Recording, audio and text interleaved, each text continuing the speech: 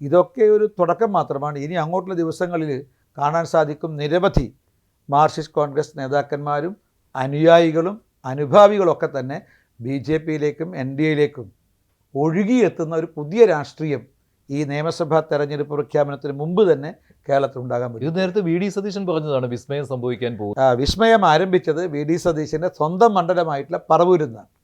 ആ പറവൂരിൽ നിന്ന് ആരംഭിച്ച വിസ്മയം ഇപ്പോൾ കേരളത്തിൽ എല്ലായിടത്തും നടന്നുകൊണ്ടിരിക്കുകയാണ്.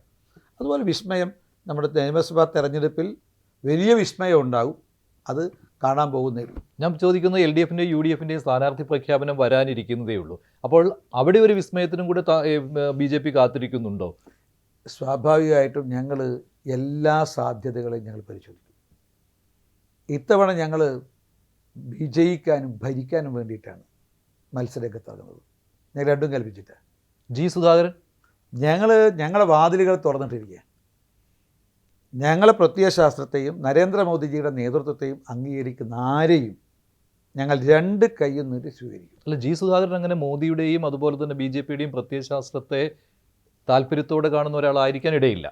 അല്ല, അത് അദ്ദേഹമാണ് വ്യക്തമാക്കേണ്ടത്. പക്ഷേ സുധാകരനോട് ഞങ്ങൾക്ക് ആദരവുണ്ട്. അദ്ദേഹം അഴിമതിയുടെ കറപുരളാത്തൊരു നേതാവാണ്. ഒരു പൊതുപ്രവർത്തകൻ എന്ന നിലയ്ക്ക്, രാഷ്ട്രീയ പ്രവർത്തകൻ നേതാവ് എന്നുള്ള നിലയ്ക്ക് ഒരു മാതൃകയാണ്. അദ്ദേഹത്തിൻ്റെ BJPയുടെ പ്രത്യയശാസ്ത്രത്തോട് അദ്ദേഹത്തിന് ആഭിമുഖ്യമുണ്ടോ അല്ലെ അത് അനുകൂലിക്കുന്നുണ്ടോ, മോദിജിയുടെ നേതൃത്വത്തെ അദ്ദേഹം അംഗീകരിക്കുന്നുണ്ടോ, അദ്ദേഹമാണ് അത് നിലപാട് വ്യക്തമാക്കേണ്ടത്. ഞാൻ അതിലേക്ക് കടക്കുന്നില്ല. അദ്ദേഹത്തിന് എന്ത് നിലപാട് സ്വീകരിക്കാനുള്ള സ്വാതന്ത്ര്യമുണ്ട്. പക്ഷേ അദ്ദേഹത്തിനോട് ഞങ്ങൾക്ക് ആദരവുണ്ട്, ബഹുമാനമുണ്ട്. അദ്ദേഹം BJPയിലേക്ക് വരാൻ തയ്യാറാണെന്ന് പ്രഖ്യാപിക്കുകയാണെങ്കിൽ ഞങ്ങൾ അക്കാര്യത്തെക്കുറിച്ച് പരിശോധിക്കും.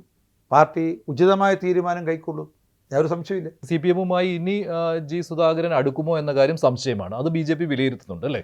സ്വാഭാവികമായിട്ടും ഞങ്ങൾ ഓരോ മാർക്സിസ്റ്റ് പാർട്ടിക്ക് അകത്തുള്ള ഓരോ ചലനത്തെ ഞങ്ങൾ വിലയിരുത്തുന്നുണ്ട്.